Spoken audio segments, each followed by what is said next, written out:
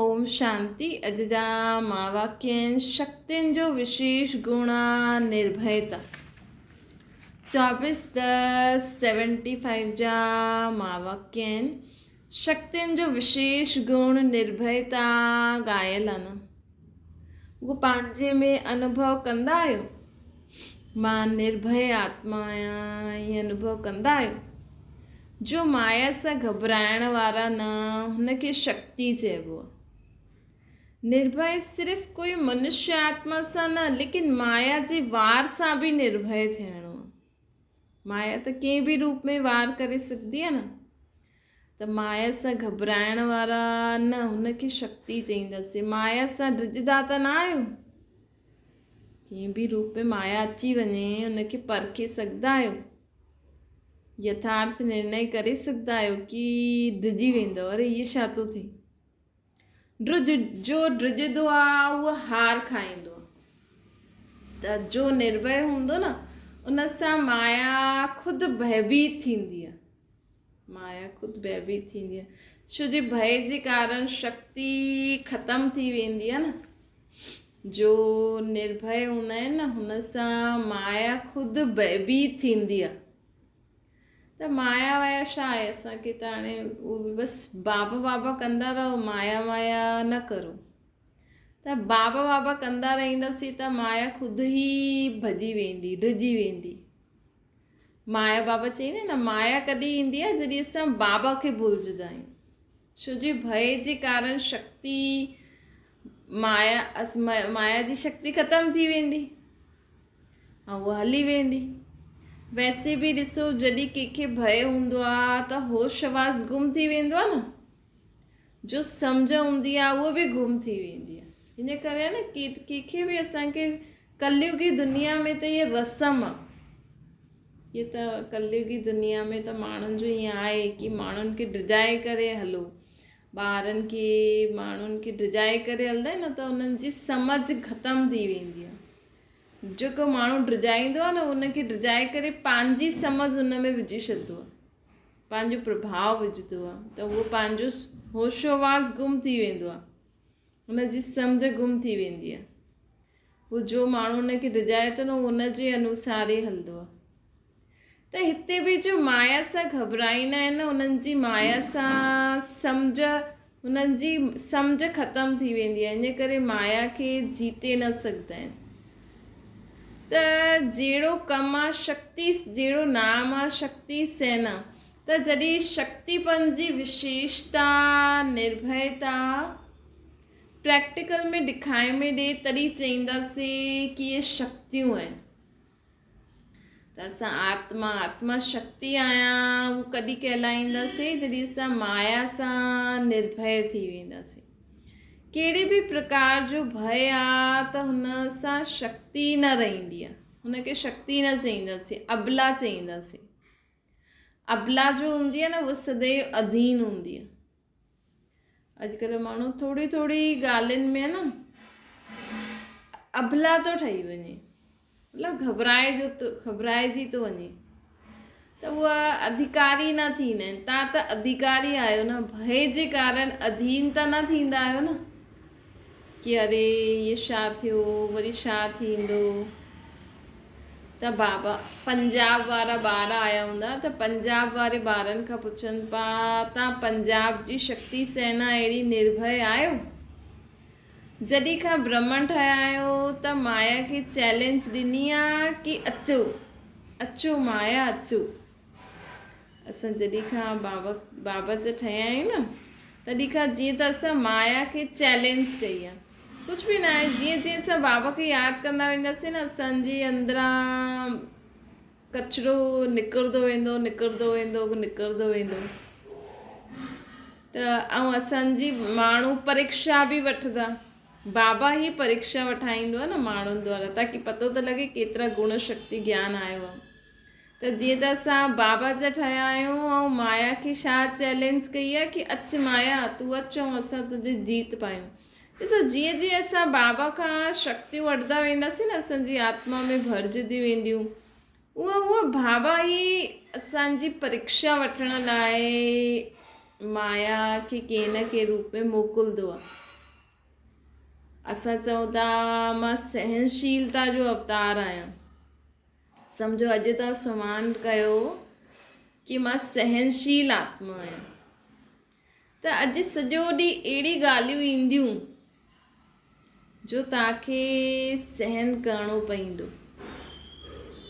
त इहे जेको बि असां बाबा खे यादि था करूं या जो बि तव्हां ज्ञान में संकल्प कंदा आहियो न, हा इहो कीअं ईअं थींदो, ईअं थींदो, मूंखे मुंहं में आई आहे अहिड़ी ॻाल्हि, ईअं कुझु बि तव्हां सुमान कंदा हुआ, मनन चिंतन कंदा हुआ, कुझु बि सम्झण जी कोशिशि कंदा हुआ, त बाबा ई असांजे साम्हूं अहिड़ी सिचुएशन लाईंदा आहिनि त हुन में अगरि असांखे यादि रहे कि मां त सहनशील आत्मा आहियां, त असांखे उहो झटि सहन थी वेंदो, असां डिस्टर्ब न थींदासीं। त इन करे बाबा चवनि था कि जीअं त असां बाबा जो ठहिया आहियूं त माया खे चैलेंज कई आहे कि अचु माया अचु, तूं अचूं असां तुते जीत पायूं, जेतिरो वार करिणो आहे ओतिरो करे। मां त शिव जी शक्ति आहे न, मूं में त सभु शक्तियूं, सभु गुण, सभु प्रकार जी सम्झ आहे, त मां छो घबरायां कि अरे हाणे छा थिया, हाणे छा करा। जीवन में कोई बि ॻाल्हि अचे थी, परिस्थिति अचे थी न, पोइ माण्हू मुंझी वेंदो आहे न कि अरे इहे छा थियो। त माया जे परवश थियणु पंहिंजी की कमज़ोरी जे कारण थींदो आहे। असां माया जे वश थी वेंदा आहियूं न, उहो छो थींदा आहियूं, पंहिंजी ई कंहिं कमी कमज़ोरी जे कारण थींदा आहियूं। जिते कमज़ोरी आहे हुते माया आहे। त अगरि तव्हां सोचो त माया अची वई मतिलबु उहो कमज़ोरी रहियल आहे, तॾहिं त असां हुन ते जीत न पातीसीं न।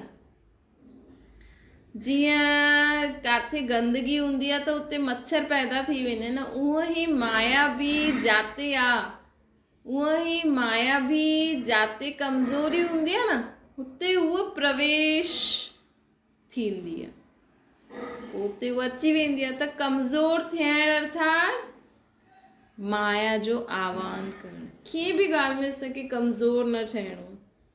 जी सम्झो हाणे सर्दी आहे, सर्दी आहे, असां थोरो सो बि कमज़ोर थी वेंदासीं न, अरे सर्दी आहे कीअं करूं, छा करूं, चलो अॼु अमृत वेलो नथा उथूं, चलो अॼु मुरली क्लास, मुरली पोइ ॿुधी वठंदासीं, थोरी देरि सुम्ही था पऊं। त सर्दी में हीअं जेका बि सम्झो सर्दी एग्ज़ाम्पल आहे, इहे बि त माया जो रूप आहे न। बाबा जा जेका नियम आहिनि कि सनानु करिणो आहे भई फ्रेश थी करे, न सर्दी आहे अॼु नथा करूं, त इहे बि प्रकार जी माया थी वई न।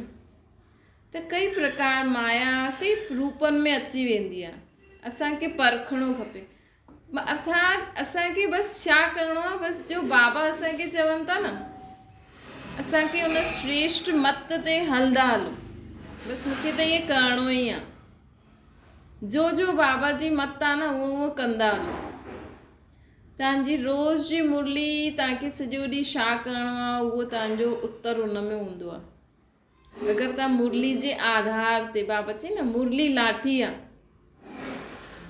त जाते माया आहे उते कमज़ोरी आहे, उहा प्रवेश थी वेंदी आहे। त कमज़ोर थियणु अर्थात माया जो आह्वान करणु, ख़ुदि ई आह्वान कंदा आहियूं, ख़ुदि ई ड्रिजंदा आहियो, पोइ आह्वान कंदा ई छो आहियो, भई ख़ुदि ई आह्वान कंदा आहियो। कॾहिं कमज़ोर थियो त मतिलबु आह्वान करे छॾियो, व्यर्थ संकल्प कयो त आह्वान करे छॾियो, त पोइ ड्रिजंदा छो।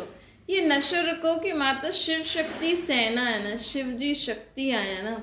कल्प पहिरियों बि मां माया ते विजय प्राप्त कई हुई, हाणे बि उहो ई पाठ रिपीट करिणो आहे। केतिरी ई बार विजयी थी आहे न मां आत्मा, त अनेक बार जी विजयी आत्मा आहियां। उहो केतिरो निर्भय हूंदो, अगरि कोई हिकु कमु ॾाढो बार करे छॾंदो आहे, भई कोई पहिरीं बार रोटी ठाहे, फुल्को पचाए, त उहो तवे खां ड्रिजंदो, किथे लॻी न वञे गरम गरम। ऐं जेको ॾाढा बार फुल्को पचाए चुकियो आहे उहो ड्रिजंदा, उहो त निर्भय थी करे कंदा न सभु। न त कंहिं माण्हुनि खे त गैस चालू करण में बि ड्रिज लॻंदो आहे। त छा बाबा चवनि था जो अनेक बार विजयी थिया आहिनि त उहो ड्रिजंदा? शक्तियुनि पाप खे प्रत्यक्ष करण जो नगाड़ो कहिड़ो वॼायो? कुंभकर्ण खे जगाइण लाइ वॾो नगाड़ो वॼायो। नंढो नगाड़ो वॼाईंदा आहियो न त कुंभकर्ण करवट त बदलंदो आहे, अर्थात सुठो सुठो त कंदो आहे, परंतु पोइ सुम्ही पईंदा आहिनि। त उन्हनि जे लाइ हाणे नंढा नंढा नगाड़नि सां कमु न थींदो, इन करे बार बार पंहिंजो संबंध संपर्क वधायो। बाबा हाणे चवनि था बार बार पंहिंजो संबंध संपर्क वधायो माण्हुनि सां। हीअं न ॿुधनि नथा, मञनि नथा, उहे असांखे हीअं था करनि। असांखे पंहिंजी शुभ भावना शुभकामना द्वारा कोई न कंहिं रीति सां उन्हनि खे सुख शांति जी जीअं ॻाल्हियुनि सां असांखे सुठो लॻे थो उहो बि उन्हनि जे कन में ॿुधाईंदा रहो। पर हीअं बि न कि असांजो बाबा जो खज़ानो वेस्ट थी वञे। लेकिन अहिड़े माण्हुनि खे चलो एतिरो त ॿुधाए सघंदा आहियूं, ॿियो कुझु न, इहे त ॿुधंदा माण्हू, दुख में त ॿुधंदा ई सही कि परमात्मा खे यादि करो, उहो असांजा सभु दुख दूरि कंदो आहे। त बाबा चवनि था उन्हनि जो दोष न आहे। दुनिया में जेका माण्हू के भॻवान खे कंहिं रूप में मञंदा आहिनि त कोई पक्का हूंदा आहिनि त उन्हनि खे जगाइण में थोरो टाइम लॻंदो आहे, जीअं त गहरी निंड में सुम्ही पिया हूंदा आहिनि त उन्हनि जो दोष न हूंदो आहे। कोई त भॻवान खे मञंदो ई न आहे त उन्हनि खे सम्झाइण त ॿियो ई उन्हनि खे बार बार सम्झाइणो पवंदो आहे। त तव्हांजो कमु छा आहे कि कोई न कोई विशेष प्रोग्राम ठाहियो त उहा जगनि। बाबा असांखे चवनि था कोई न कोई विशेष प्रोग्राम ठाहियो त उहा जगदा। हाणे बाबा चवनि था प्रवृत्ति में रहंदे पंहिंजे खे सेवाधारी सम्झण सां ही बाप खे साथी ठाहे सघंदव। जीअं अॼु बाबा इहे पंजाब वारनि सां मुलाक़ात था करनि, पंजाब वारा गोप आया आहिनि। जीअं स्थान हूंदो आहे न, उन स्थान जी स्मृति सां बि स्थिति बदिली वेंदी आहे। जीअं मधुबन निवासी चइण सां फ़रिश्तेपन जी स्थिति ऑटोमेटिकली अची वेंदी आहे न। भई अगरि असां सोचूं कि मां मधुबन में आहियां, जो बि जॾहिं मधुबन वेंदो आहे त हुन समय मधुबन निवासी, वैसे बि बाबा चईंदा आहिनि सभी मधुबन निवासी आहिनि, भले किथे बि रहो था, सेवा अर्थ रहो था, लेकिन हमेशह बाबा जो ठहिण खां पोइ अगरि तव्हां बाबा जे नियम ॿुधाए हुए नियम प्रमाण हलो था त असांजो परमानेंट एड्रेस छा आहे? मधुबन। त ख़ुदि खे मधुबन निवासी सम्झण अर्थात फ़रिश्तेपन जी स्थिति ऑटोमेटिकली अची वेंदी आहे। फ़रिश्तो अर्थात जंहिंजो देह सां रिश्तो ई न आहे। फ़रिश्तो केरु हूंदो आहे? जंहिंजो हिन देह सां कोई रिश्तो ई न आहे। त जो बि देह जे रिश्ता आहिनि उहे सभु हिते भुलिजी वेंदा आहिनि। फ़रिश्तो जेको हूंदो आहे न, हुनजो जो बि देह जा रिश्ता हूंदा आहिनि उहे सभु हिते भुलिजी वेंदा आहिनि। थोरे समय जे लाइ इहे अनुभव त कंदा आहियो न, मतिलबु मधुबन में वेंदा आहियूं या ख़ुदि खे मधुबन निवासी सम्झो घरु वेठे बि। त बाबा चवंदा आहिनि पोइ थोरी जेतिरो समय तव्हां सम्झंदव ओतिरो समय जे लाइ त अनुभव कंदव न। इहे विच में मधुबन में अचणु एतिरो मुश्किल हूंदे हुए बि ॿार अनुभव करण लाइ छो ईंदा आहिनि? कॾहिं कंहिंखे ॾाढो ई बंधन हूंदो आहे, ॾाढो ई वञी न सघंदा आहिनि, त बि माण्हू कम से कम हर साल में हिकु ॿ बार त मधुबन वञिणो खपे। हुन सां असांजी स्थिति, असांजी बैटरी चार्ज थी वेंदी आहे। छो जी उते थोरो समय हुन संगठन में रहंदा आहिनि न, त संगठन में वायुमंडल जो ऐं मधुबन में बाबा त केॾी तपस्या कई अथई, त हुनजो फल त मिलंदो ई आहे न।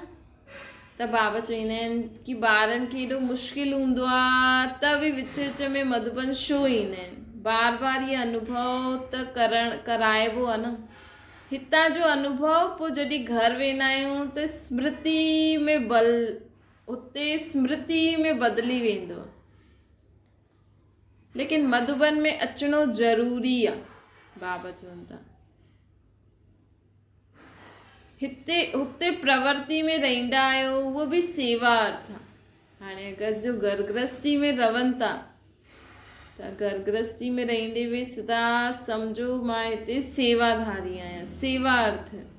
अगरि घर सम्झंदा हो न कि असांजो घर आहे त घर सम्झण सां छा थींदो आहे, गृहस्थीपन ईंदो आहे। चेक करो तव्हां जिते रहंदा आहियो हुनखे पंहिंजो घर सम्झंदा आहियो या इहे बाबा हिते असांखे सेवा अर्थ मोकिलियो अथई। त इहे जॾहिं असां परिवर्तन कंदासीं न तॾहिं ई असां ट्रस्टी ख़ुदि खे सम्झंदासीं। सेवाधारी सम्झंदव त ट्रस्टी कहलाईंदव। गृहस्थी में चारों ओर जा करम बंधन खींचदा आहिनि।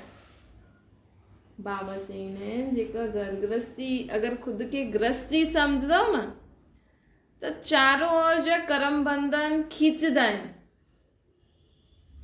सेवाधारी सम्झंदव त ट्रस्टीपन में मुंहिंजोपन ख़तमु थी वेंदो। सेवाधारी सम्झंदव त ट्रस्टीपन में मुंहिंजोपन ख़तमु थी वेंदो। ईअं अनुभव करे ॾिसो।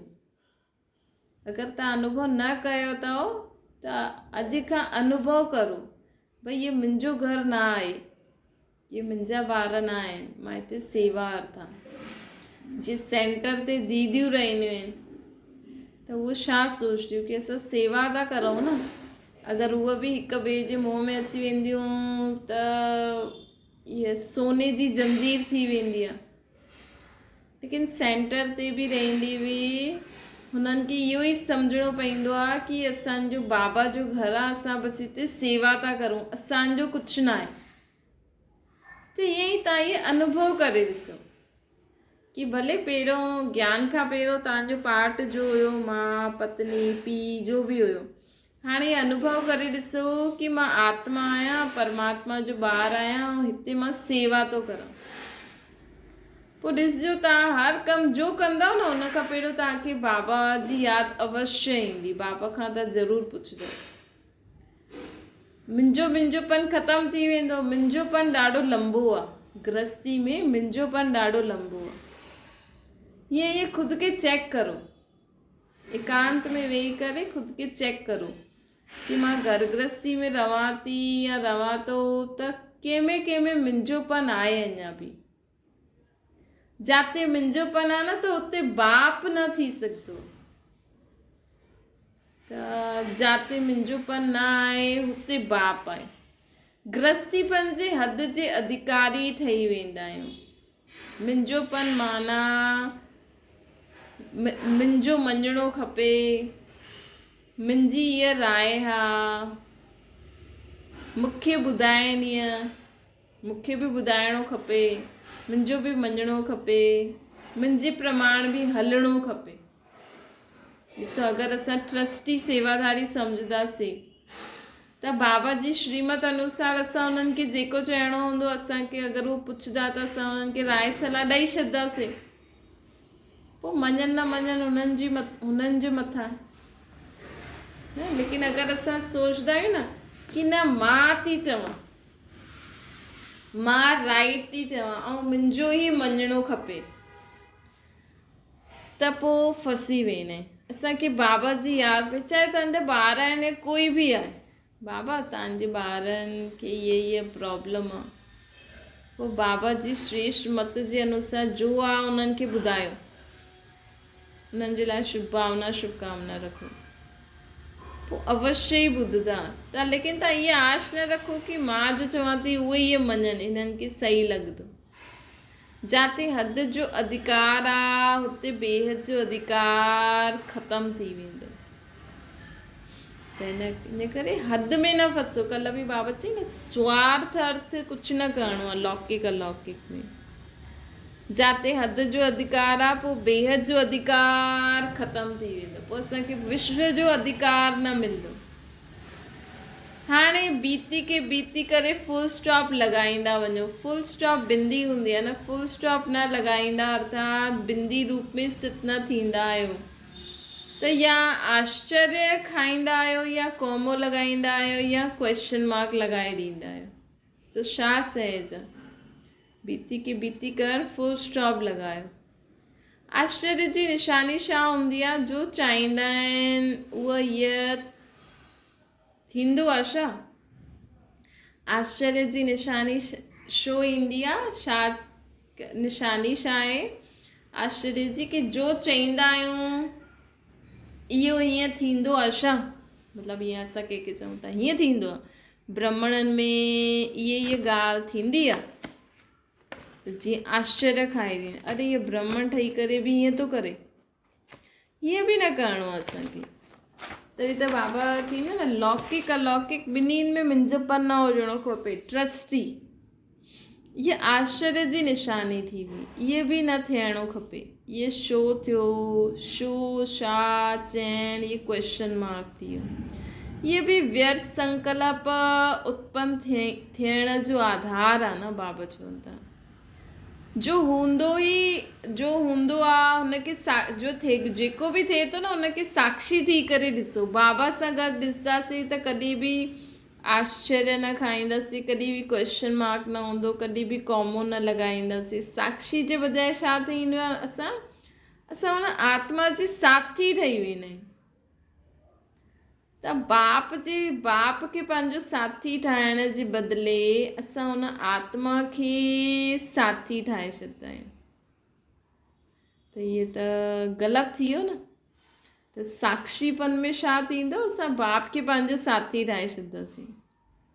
अच्छा, अहिड़ी ॻाल्हि आहे, मां बि ईअं सम्झंदी आहियां, इहो आहे ॿुधण सां गॾु ऐं ॿुधाइण वारनि सां जो साथ ॾियणु।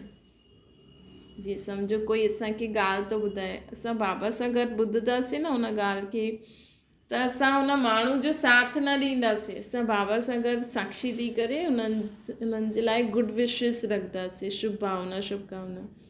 अगरि असां बाबा सां बुद्धि योग तोड़ियो, हुन माण्हू सां कनेक्शन जोड़ियो आत्मा सां, पोइ असां बि ईअं चवणु लॻंदा आहियूं कि हा मां बि ईअं सम्झंदी आहियां, हीअं थियणो खपे, हीअं थियणो खपे। जॾहिं असां हीअं वीचार ॾियणु लॻी वेंदा आहियूं त इहो थिए जीअं असां हुन माण्हू जो, हुन आत्मा जो साथ था ॾियूं, बाबा खे भुलिजी था वञूं।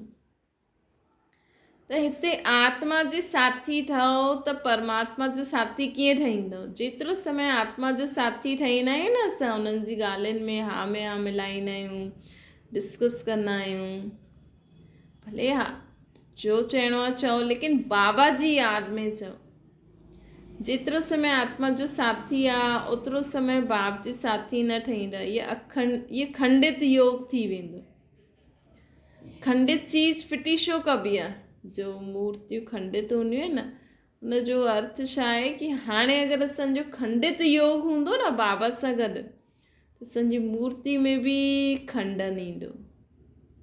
उहा मूर्ति जो पूजन योग्य हूंदी आहे उहो खंडित थी वेंदी आहे, त हुनजी कोई वैल्यू न रहंदी आहे। त हिते बि जॾहिं योग खंडित आहे, श्रेष्ठ प्राप्ति न आहे, अर्थात वैल्यू न आहे, सदा जा साथी अगरि असां न आहियूं, हिते बि जॾहिं योग खंडित आहे त श्रेष्ठ प्राप्ति न थींदी असांखे। अर्थात बाबा खे अगरि सदा पंहिंजो साथी न ठाहे रही करे हलंदो त असांखे श्रेष्ठ प्राप्ति न थींदी आहे, खंडित थी वेंदो आहे योग। सदा बाप खे पंहिंजो साथी न ठाहे सघंदा आहियूं।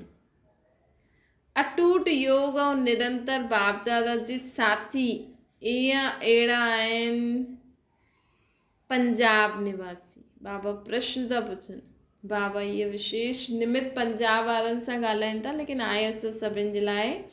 बाबा पुछनि था, चेक करो अटूट योगी आहियो? निरंतर बाप दादा यादि रहंदो अथव? या जॾहिं कोई ॻाल्हि थींदी आहे त हुन आत्मा जे संपर्क में अची हा में हा ई मिलाईंदा रहंदा आहियो? बाबा खे त भुलिजी वियो। छो जी दुनियादारी में रहणो आहे त माण्हुनि जी बि ॻाल्हियूं ॿुधणियूं खपनि, मतिलबु दुनिया में बि अचिणो, लेकिन असांखे बाबा सां गॾु ॿुधो त असां कॾहिं बि हुननि जी हा में हा न मिलाईंदासीं। बाबा सां गॾु ॿुधंदासीं न त असांखे हुनजो यथार्थ भाव अर्थ सम्झ में अची वेंदो। अच्छा, ओम शांति। बाबा खे यादि करो।